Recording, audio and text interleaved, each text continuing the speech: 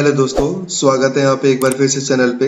तो आज की क्लास के अंदर जो मैं बताऊंगा आप लोगों को वो टैक्सेस के बारे में बताऊंगा कि टैक्स क्या होता है और टैक्स गवर्नमेंट क्यों लगाती है और टैक्स के लगाने की पावर कहाँ से मिली हुई है और कितने टाइप के हमारे टैक्सेस होते हैं। अगर मैं बात करूँ यहाँ पे कि टैक्स का मीनिंग क्या होता है, तो टैक्स क्या एक लैटिन वर्ड है और जिसको आप क्या बोलते हो, लैटिन वर्ड में टैक्सो बोलते हो।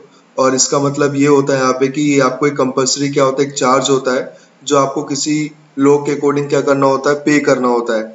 मतलब कि अगर उस लॉ में मेंशन है कि भाई ये पर्सन लायबल है, तो ही जाकर आप क्या करेंगे, आप उसका टैक्स आप पेमेंट करते हैं, अदरवाइज आप पेमेंट नहीं करोगे।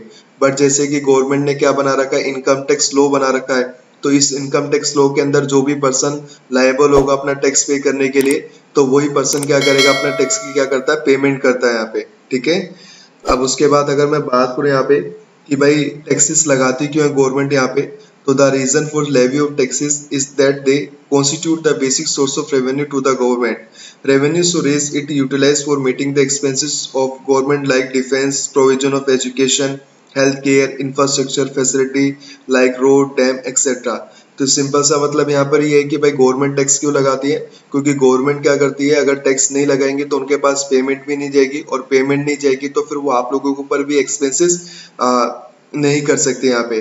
तो सिंपल सा मतलब यहाँ पर ये निकल के आता है कि गवर्नमेंट क्या करती है, आप लोगों के ऊपर टैक्स क्या करती है, लेवी करती है। और लेवी करने के बाद आप लोग क्या करते हो यहाँ पे, उस टैक्स को गवर्नमेंट को क्या करते हो, पे करते हो। और गवर्नमेंट क्या करती है यहाँ पे, कॉमन वेलफेयर एक्सपेंडिचर के लिए, जैसे कि आपका डिफेंस सेक्टर हो गया या फिर आपका एजुकेशन सेक्टर हो गया, आपका हेल्थ केयर से रिलेटेबल हो गया, या फिर आपका इंफ्रास्ट्रक्चर हो गया है, जैसे आपका रोड हो गया, डैम हो गया, एक्सेट्रा। इन सब एक्सपेंसेस को करने के लिए यहाँ पे गवर्नमेंट क्या करती है, यहाँ पे उनको रेवेन्यू की नीड होती है। तो रेवेन्यू वो कहाँ से कर सकती है, यहाँ पे एक प्रकार से आप लोगों के ऊपर टैक्स को इम्पोज करके वो टैक्स लगाती है, जिससे कि आप लोग क्या करते हो, गवर्नमेंट को ऐसे टैक्स क्या करते हो, पेमेंट करते हो। और फिर गवर्नमेंट क्या करती है, उस टैक्स को यहाँ पे आप लोगों के ऊपर ही क्या करती है, यहाँ पे एक्सपेंसेस करती है यहाँ पे। अगर मैं बात करूँ यहाँ पे कि भाई गवर्नमेंट को पावर दी किसने कि वो हमारे ऊपर टैक्स लगा पाए, तो इसको जो पावर मिली हुई है गवर्नमेंट को, वो कॉन्स्टिट्यूशन ऑफ इंडिया से मिली हुई है, जो आर्टिकल 265 बोलता है। और आर्टिकल 265 ये बोलता है कि ना तो कोई टैक्स लगाया जा सकता है और ना ही कोई टैक्स कलेक्ट किया जा सकता है विदाउट अथॉरिटी ऑफ लॉ। मतलब कि अगर आपको क्या करना है, कोई भी टैक्स लगाना हो या फिर कोई भी टैक्स कलेक्ट करना होता है, तो आपको एक अथॉरिटी ऑफ लॉ बनाना पड़ेगा, आपको एक एक्ट बनाना पड़ेगा, तभी जाकर आप क्या कर सकते हैं, यहाँ पे कोई टैक्स आप इम्पोज कर सकते हो यहाँ पे लोगों के ऊपर। तो आज अगर आप लोग क्या करते हो, इनकम टैक्स पे करते हो, तो इनकम टैक्स का लॉ बना हुआ है। अगर आप जीएसटी पे करते हैं तो जीएसटी का भी एक लॉ बना हुआ है। अगर आप कस्टम ड्यूटी पे करते हैं तो कस्टम ड्यूटी का भी लॉ बना हुआ है। तो उस लॉ के अंदर जो पर्सन लायबल होता है कि भाई ये पर्सन लायबल है, तो वही पर्सन क्या करता है, अपना टैक्स क्या करेगा, गवर्नमेंट को पे करेगा।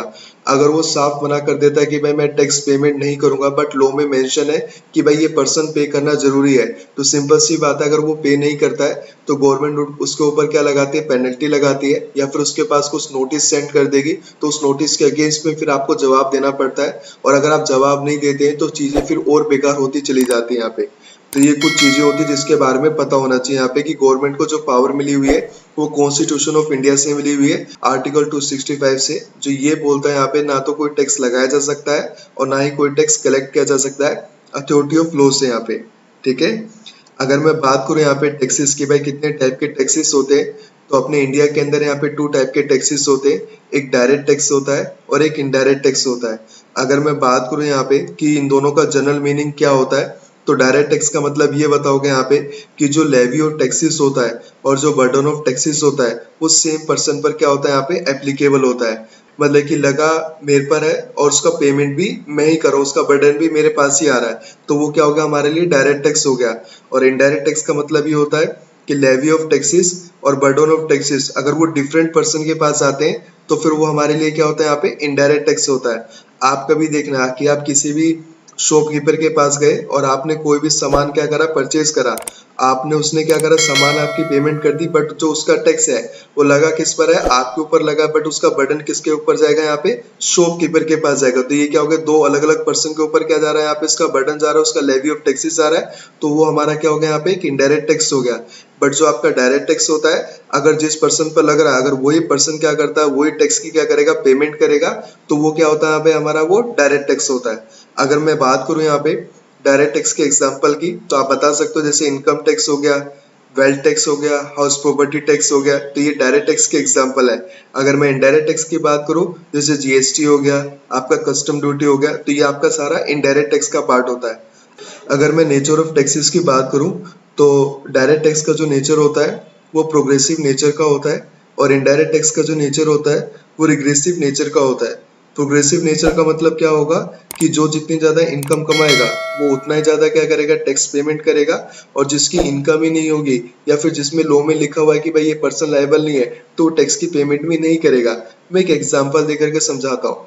डायरेक्ट टैक्स का जैसे एग्जाम्पल है कि मान लो दो पर्सन है, अब एक अंबानी है और एक रिक्शा वाला है। अब दोनों केस में यहाँ पे क्या कर रहे हैं, यहाँ पे अब दोनों की इनकम में तो डिफरेंस आ रहा होगा ना यहाँ पे, कि अंबानी क्या कर रहा है सर, ज्यादा इनकम कमा रहा है, रिक्शा वाला ज्यादा इनकम नहीं कमा रहा है, तो वो क्या करेगा यहाँ पे, अंबानी के ऊपर ज्यादा टैक्स क्या करेगा, यहाँ पे लगाया जाएगा, यहाँ पे उसके ऊपर ज्यादा टैक्स लगाया जाएगा, तो वो ज्यादा टैक्स क्या करेगा, गवर्नमेंट को पेमेंट करेगा। बट जो एक रिक्शा वाला है उसकी इनकम ही नहीं है उतनी, तो वो टैक्स की पेमेंट भी नहीं करेगा। तो इसका मतलब है जो जितना ज्यादा प्रोग्रेस करता है वो उतना ज्यादा क्या करता है, यहाँ पे टैक्स की पेमेंट करेगा। बट इनडायरेक्ट टैक्स में ऐसा नहीं है। अगर मान लो कोई एक अंबानी और या फिर कोई एक रिक्शा वाला, अगर दोनों ही किसी मोबाइल शॉप पर जाते हैं मोबाइल परचेस करने के लिए, तो दोनों ही केस में वो क्या करेंगे, दोनों ही क्या करेंगे, टैक्स की पेमेंट करते हैं। वहां पर रिक्शा वाला ये नहीं बोल सकता कि मैं रिक्शा चलाता हूँ और मैं गरीब हूँ तो मैं इस तरीके से मैं टैक्स की पेमेंट नहीं करूंगा। अगर उसको कोई भी सामान खरीदना होता है तो टैक्स की पेमेंट जरूर करेगा। तो उसका मतलब होगा इनडायरेक्ट टैक्स का जो नेचर होगा वो रिग्रेसिव नेचर का होता है। अगर मैं बात करूं यहाँ पे कॉन्सेप्ट ऑफ प्रीवियस ईयर और असेसमेंट ईयर की, तो डायरेक्ट टैक्स के अंदर जो होता है यहाँ पे वो प्रीवियस ईयर भी इनकम को क्या करते हैं, एसेस करते हैं यहाँ पे अपने असेसमेंट ईयर के अंदर। लेकिन इनडायरेक्ट टैक्स के अंदर कोई अभी ऐसा कॉन्सेप्ट नहीं होता असेसमेंट ईयर के अंदर और प्रीवियस ईयर के अंदर। अगर मैं बात करूं यहाँ पे डिस्ट्रीब्यूशन और पेमेंट ऑफ रेवेन्यू की, तो डायरेक्ट टैक्स के अंदर जो डिस्ट्रीब्यूशन होता है वो सेंट्रल गवर्नमेंट का होता है यहाँ पे। मतलब कि आपका जो भी डायरेक्ट टैक्स का जो भी पेमेंट जाएगा वो सारा का सारा सेंट्रल गवर्नमेंट के पास जाता है। बट इनडायरेक्ट टैक्स के अंदर ऐसा नहीं है। इनडायरेक्ट टैक्स के अंदर आपका सेंट्रल गवर्नमेंट और स्टेट गवर्नमेंट दोनों के पास ही जाता है। अगर मैं दोनों के डिपार्टमेंट की बात करूं, तो इनडायरेक्ट टैक्स का जो डिपार्टमेंट है वो सीबीडीटी है, और इनडायरेक्ट टैक्स का जो डिपार्टमेंट है वो सीबीआईसी है। सीबीडीटी की फुल फॉर्म होती है central board of direct taxes, और सीबीआईसी की फुल फॉर्म होती है central board of indirect taxes and customs. तो ये किसके एग्जांपल है, डिपार्टमेंट है ये, डायरेक्ट टैक्स और इनडायरेक्ट टैक्स के डिपार्टमेंट है। अगर मैं टैक्सेबल इवेंट की बात करूं, तो डायरेक्ट टैक्स जो लगता है वो आपका इनकम अराइज पर लगता है यहाँ पे, और इनडायरेक्ट टैक्स जो लगता है वो आपका वो supply of goods and services पर लगता है यहाँ पे। और या फिर अगर आप कोई भी इंपोर्ट या एक्सपोर्ट करते हो अपने गुड्स को यहाँ पे, सर्विसेज को, वहां पर आपका क्या लगाया जाता है, आपका इनडायरेक्ट टैक्स लगाया जाता है। आई होप आप लोगों ने वीडियो को देखा होगा, और अगर आप लोगों को वीडियो अच्छी लगी हो तो प्लीज चैनल को लाइक करना और सब्सक्राइब करना और शेयर करना मत भूलना।